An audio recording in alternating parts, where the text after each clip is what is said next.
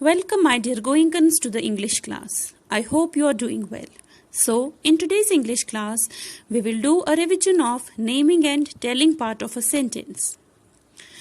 First and foremost, what's a sentence? Sentence is a group of words that makes a complete sense or that gives us complete idea. For example, he is a boy.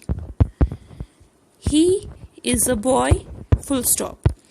So, this is a complete sentence. It gives us complete idea. Second thing, sentence always begins with a capital letter and ends with a punctuation mark, maybe full stop, question mark or exclamatory mark. Next thing is naming and telling part. Dear students, sentence has two parts. One part is called naming part, another is called telling part. What's the naming part? Naming part is a word or group of words that tells whom or what the sentence is about. Naming part has a naming word. What's the naming word? It's a noun or it can have a pronoun as well. For example, Reena is playing. So this is a sentence. This is a complete sentence. So which part is a naming part here?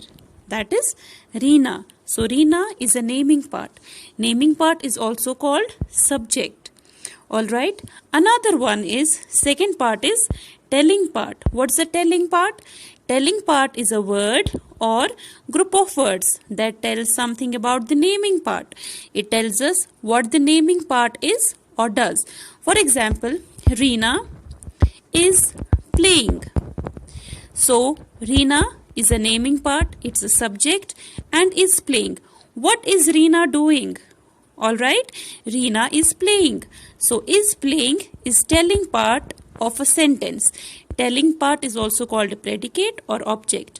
Alright, so telling part tells us what the naming part is doing. It tells us something about the naming part. For example, Ram is a boy.